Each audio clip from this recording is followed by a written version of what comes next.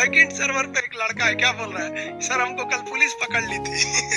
हम बोले हम कान सर के पास पढ़ते हैं तो छोड़ दिया। तो एक से एक बदमाश लड़का रहता है सब। क्या करेंगे यार, भगवान को भी नहीं समझ में आता। वो भी उठाए कहां से, पाकिस्तान से थोड़ी उठाएगा, उठा लेता है हमारे यहाँ से। लेकिन अब कुछ लोग कहते हैं, ध्यान से समझिए, हमारा देश क्या है, हम धर्म निरपेक्ष हैं या हमारे यहाँ कोई धार्मिक चीज है? हम धर्म निरपेक्ष हैं या नहीं है? अभी बताइए, हम धर्म निरपेक्ष हैं कि नहीं? हमारे यहाँ किसी को हिंदू होने के वजह से कोई एक्स्ट्रा छूट क्या मिलती है? और कोई जैन, बौद्ध या फिर मुस्लिम होने की वजह से उसे कहीं रोका जाता है? कहीं नहीं रोका जाता है, और रोक भी नहीं सकते हैं।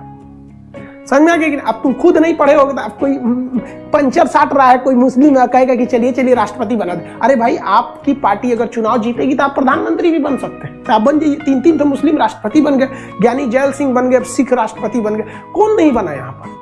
प्रधानमंत्री कौन नहीं बना? मतलब हर तरह के लोग बन गए, यहाँ कोई नहीं रोका गया।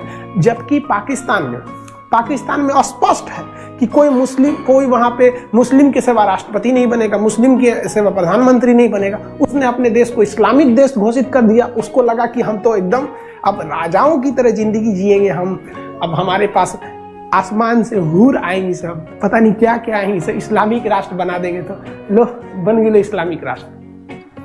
अरे यार, हम भारतीयों की संस्कृति इतनी जबरदस्त है ना कि सांप को भी हम लोग दूध पिलाते हैं नाग पंचमी के दिन में। सांप को भी दूध पिलाते हैं हम लोग।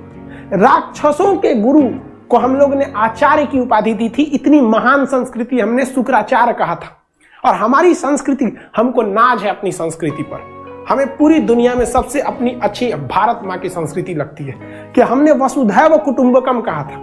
स्वामी विवेकानंद की जो थे, उन्होंने पूरे भारत को, पूरी दुनिया को एक भाई और बहन की तरह देखा था। पूरी दुनिया को पहली बार स्वामी विवेकानंद ने देखा। और हमें नाज है ऐसी संस्कृति को।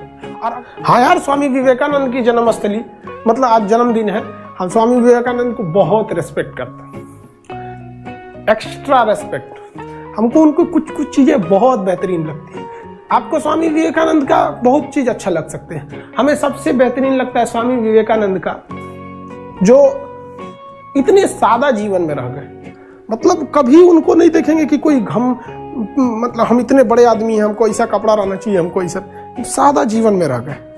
लेकिन हमको भगवान से एक बात की शिकायत है, और कहीं ना कहीं भगवान अन्याय कर रहा है हम हिंदुस्तानियों के साथ। हमारे जो अच्छे लोग होते हैं उनको अजीब टाइप से मार देता है। स्वामी विवेकानंद की रहस्यमयी मौत हो गई। एपीजे अब्दुल कलाम क्लास ले रहे थे, मर गए। होमी जहांगीर वर्मा का जहाज क्रैश कर गया। विक्रम साराभाई समुद्र के किनारे मरे पड़ गए। न जाने कितने ऐसे लोग होंगे जिनको अजीब। लाल बहादुर शास्त्री किसानों के लिए जहर देके कोई मार दिए, जो इंक्वायरी नहीं बनी।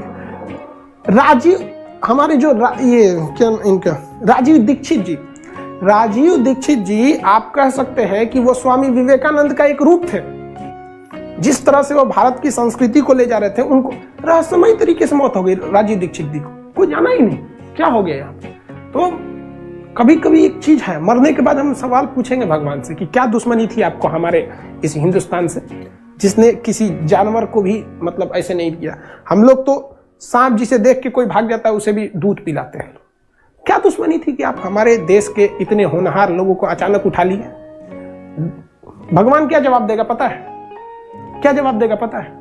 यार, अच्छे लोगों की स्वर्ग में घट गई थी, तो दुनिया में बाकी जगह अच्छे लोगों की कमी है, तो कहां से उठाएं? तो हिंदुस्तान तुम्हारा मिल जाता है, उठा लेते हैं अच्छे लोगों को यहाँ से। क्या करेंगे यार, भगवान को भी नहीं समझ में आता। वो भी उठाए कहां से? पाकिस्तान से थोड़ी उठाएगा, उठा लेता है हमारे यहाँ से। लेकिन आज भी कमी है। राजीव दीक्षित जी जैसे, स्वामी विवेकानंद, दयानंद सरस्वती, वो हमारे ईश्वर चंद्र विद्यासागर, ऐसे लोगों की बहुत कमी है आज के देश में। आज के देश में बहुत कम लोग ऐसे मिलेंगे जो देश के लिए मरते हैं। आजकल लोग अपनी पार्टी, अपनी धर्म, अपनी जाति, यही सब पे हो रहा है। लेकिन ये लोग जाति धर्म से ऊपर उठ गए। राजीव दीक्षित जी को तो हमको लगता है मल्टीनेशनल कंपनी वालों ने मरवा दिया। वो हमको मतलब एक नहीं होता इंसान की फीलिंग, हमको लगता था कि ये किसी न किसी चीज के अवतार हैं जो मतलब समाज को इस तरह से सींच रहे थे। लेकिन अचानक उठा लिया भगवान ने, क्योंकि भगवान को भी कमी है अच्छे लोगों को। और उसको मिले कहां से? गलती से भेज दिया। वो बढ़िया लोग को गलती से भेज दिया। स्वर्ग वाले लोग थे, लोग गलती से इधर नहीं, कभी कभी गलती से मैसेज चलाता है, गलती से रॉन्ग नंबर लग गया था, भेज दिया यहाँ पे। बाद में याद है, अरे छक्का आदमी भारत में चल गया। स्वामी विवेकानंद